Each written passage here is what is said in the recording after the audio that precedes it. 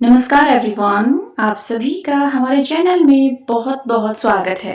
आज की कहानी है सभी बहुएं बुरी नहीं होती, अच्छी भी होती हैं।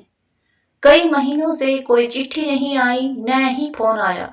हर महीने श्यामलाल को 5,000 रुपए का मनी ऑर्डर आता था, वह भी कई महीनों से नहीं आया। रोज डाकघर का चक्कर लगाकर मायूस होकर वापस लौटता है, क्योंकि घर में खाने को कुछ नहीं है। शरीर इतना जर्जर हो गया है कि अब ताकत ही नहीं रही कुछ काम करके पेट भरने की। और फिर इस उम्र में काम पर भी कौन रखेगा। जब काम करने की उम्र थी तब बहुत मेहनत की। घर से बुलाकर ले जाते थे लोग काम के लिए, क्योंकि श्यामलाल ने काम करने में कभी कोई कोताही नहीं बरती। बहुत मेहनती इंसान था वह। उसकी मेहनत और ईमानदारी की चर्चा पूरे गांव में आज भी है। गांव में सभी उसे सम्मान की नजर से देखते हैं। जब से बेटा आकाश कलेक्टर बना है तब से लोगों की नजर में उसका ओहदा और बढ़ गया है। जो भी देखता हाल चाल पूछे बिना और नमस्ते किए बिना नहीं जाता। इतनी इज्जत पाकर वह गदगद हो उठता। सुनिए जी, आप क्यों नहीं चले जाते शहर? कहीं ऐसा ना हो कि आकाश किसी परेशानी में हो, इसलिए हमें रुपए नहीं भेज रहा है और न ही चिट्ठी लिख रहा है। आपको जाकर उसकी खबर लेनी चाहिए। आप जाकर आकाश से मिलेंगे तो उसे खुशी ही होगी। पता नहीं सब ठीक है कि नहीं। श्यामलाल की पत्नी शांति देवी ने चिंता जताते हुए अपने पति से कहा, तुम ठीक ही कह रही हो, मुझे ही शहर जाकर अपने बेटे से मिलना चाहिए, उसका हाल चाल जानना चाहिए। आखिर पिता हूं मैं उसका। मैं तो इसीलिए शहर नहीं जा रहा था क्योंकि आकाश ने ही मुझे मना कर रखा था। पर क्यों मना कर रखा है, यह बात अभी तक समझ में नहीं आई। श्यामलाल ने थोड़ी चिंता जताते हुए जवाब दिया, बहुत गरीब था श्यामलाल। जमीन जायदाद भी उसके पास नहीं थी। थोड़ी सी जमीन थी, उसमें जो फसल होती उससे पूरे परिवार का गुजारा नहीं होता था। इसीलिए श्यामलाल को दूसरों के यहाँ मजदूरी करनी पड़ती।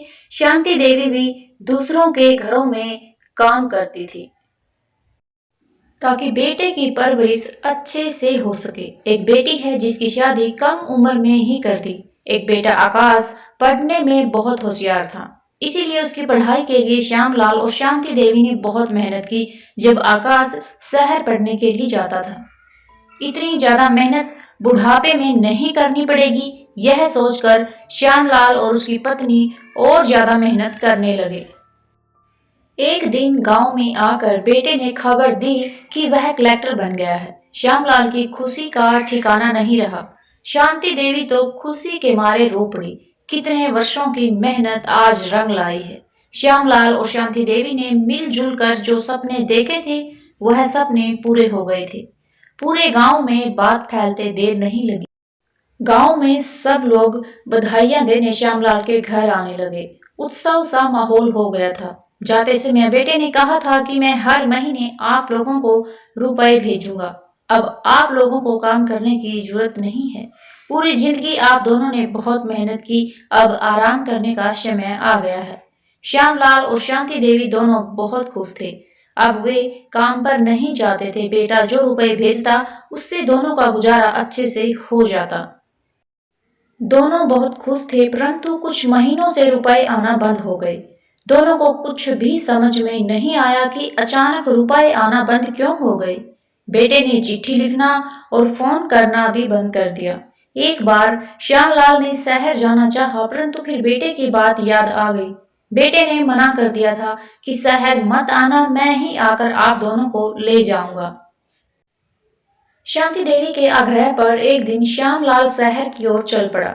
सुबह सुबह गेट पर अपने पिता श्यामलाल को हाथ में एक पोटली लिए यह खड़ा देखकर आकाश को समझ में नहीं आया कि वह क्या करे। वह अब कैसे अपनी पत्नी रिया से कहेगा कि यह मेरे पिताजी हैं। उसने तो उससे यह कहा था कि मेरे माता पिता गुजर गए हैं। आकाश ने अपने पिताजी को देखकर उनसे पूछा कि वह किसके साथ आए हैं, तो उन्होंने कहा किसी के साथ नहीं, मैं अकेला हूँ। अब आकाश यह सोचने लगा कि वह कैसे कहेगा कि यह मेरे पिताजी हैं। पूरा राज खुल जाएगा। सोचकर वह सिहर उठा। शादी के बाद उसने रुपए भी इसीलिए भेजना बंद कर दिया ताकि रिया को पता ना चले। शादी की बात भी उसने अपने माता पिता को नहीं बताई थी। पढ़े लिखे आधुनिक विचारों वाली रिया और वो दोनों एक ही कॉलेज में पढ़ते थे। तब से दोनों में प्यार हुआ और नौकरी करने के पश्चात उससे शादी की। उसने रिया के माता पिता से भी यही कहा था कि मैं अकेला हूँ, मेरा कोई नहीं है। उसे यह कहते हुए शर्म आ रही थी कि मेरे माता पिता गरीब हैं और मजदूरी करके ही उन्होंने मुझे पढ़ाया लिखाया है। आपको मना किया था ना कि आप शहर मत आना, फिर क्यों आ गए? अपने दांत पीसते हुए आकाश ने अपने पिता श्यामलाल से कहा, तेरा हाल चाल लेने आए हैं बेटा। कई महीनों से तुमने ना रुपए भेजे हैं और ना ही चिट्ठी लिखी है। तुम्हारी माँ बहुत चिंता कर रही थी, इसीलिए मुझे भेज दिया। मैं तो आना ही नहीं चाहता था।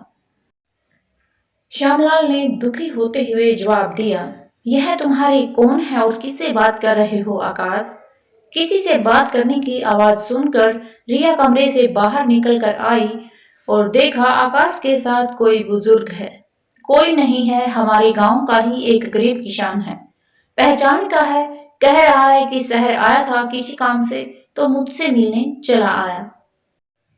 अपने शब्दों को चढ़ाते हुए आंखों को झुकाकर आकाश ने कहा, तू यह क्या कह रहा है? बात पूरी होती इससे पहले ही आकाश ने टोक दिया और अपने नौकर से कहा, इनको जरा सर्वेंट क्वार्टर में ले जाओ और वहीं पर रहने की व्यवस्था कर दो। रिया को शक हुआ कि आज तक इनके गांव से हमारे घर कोई नहीं आया।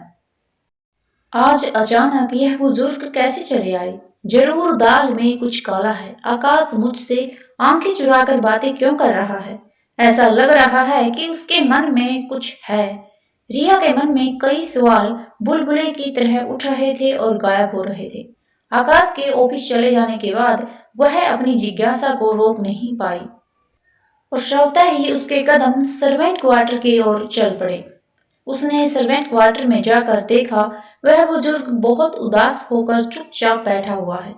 रिया को देखकर हड़बड़ी में उठकर खड़ा हो गया और कहा, आप इस घर की मालकिन हैं? साहब की पत्नी हैं? जी, मैं उनकी पत्नी हूँ रिया।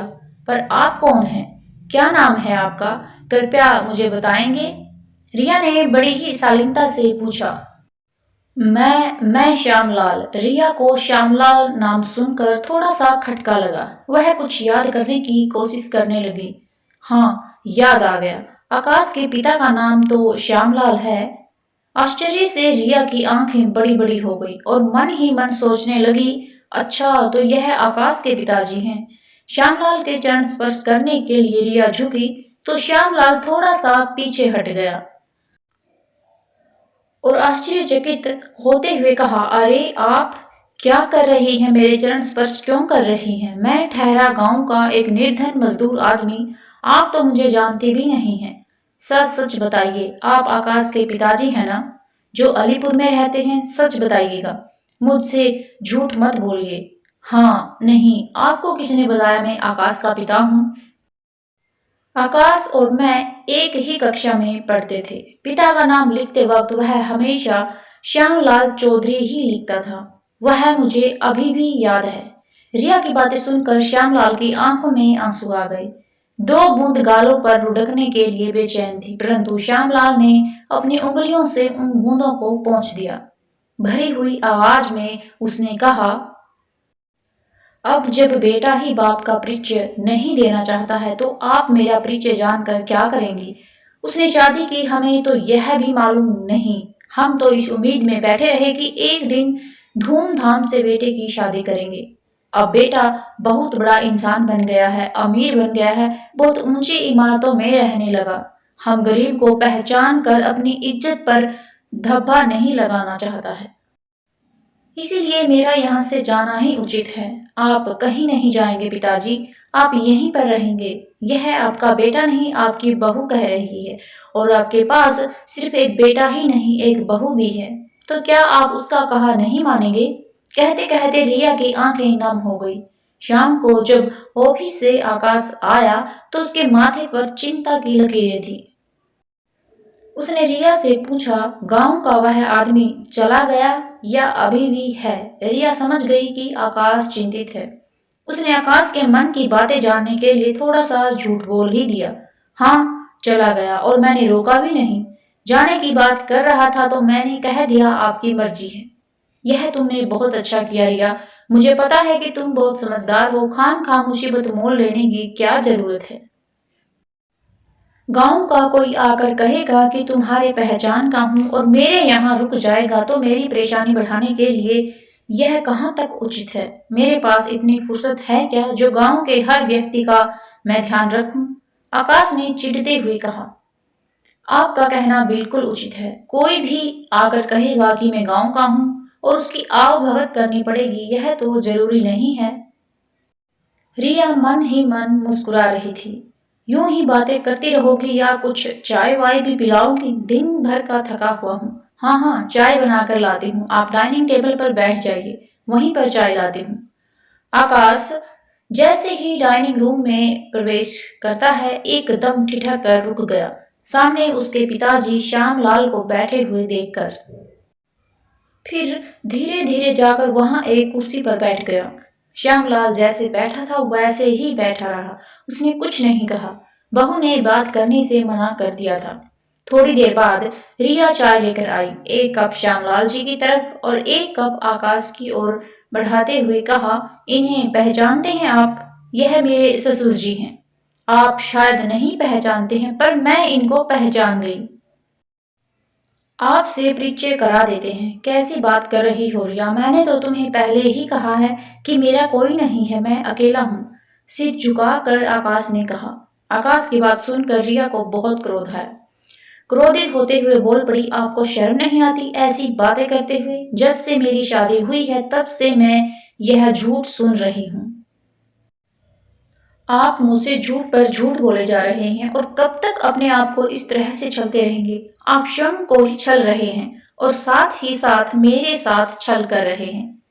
माता पिता के साथ इस तरह का बर्ताव करते हुए आपको जरा भी शर्म नहीं आई?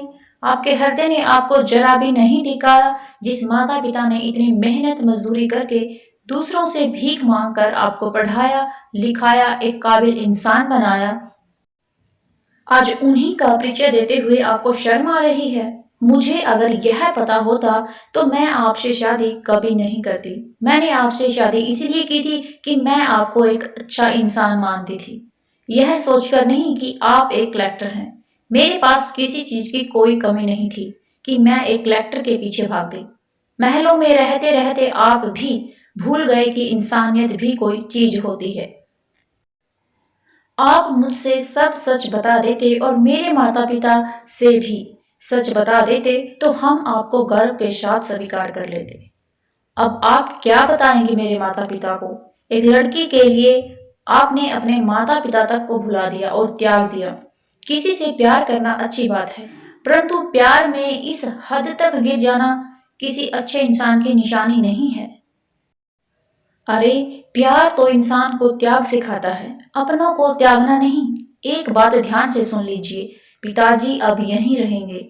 आप कल जाकर गांव से माँ को भी ले आइए, आगे से दोनों यहीं रहेंगे, वरना मैं नहीं रहूंगी यहाँ पर। आपको पूरी जिंदगी अकेले ही रहना पड़ेगा। आकाश सिर झुकाए चुपचाप बैठा रहा। उसने चोर नजरों से अपने पिता की ओर देखा, उनकी आंखों से बूंदें टपक कर टेबल पर गिरने लगी।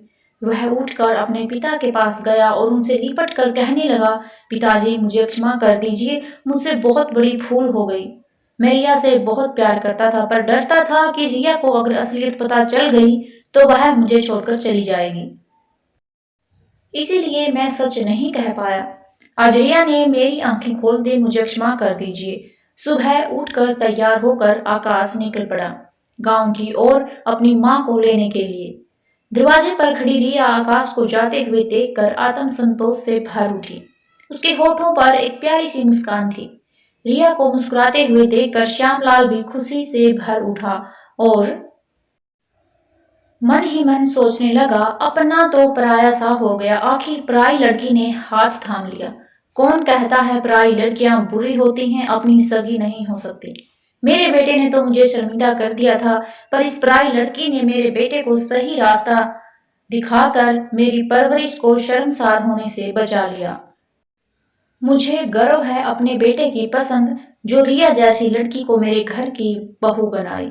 शायद मैं दिया लेकर भी ढूंढता तो भी रिया जैसी बहू नहीं ला पाता।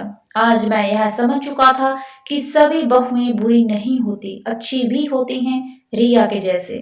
अगर आज की कहानी पसंद आई हो तो प्लीज़ वीडियो को लाइक, शेयर और चैनल को सब्सक्राइब जरूर करें। वीडियो देखने के लिए आप सभी का बहुत बहुत धन्यवाद।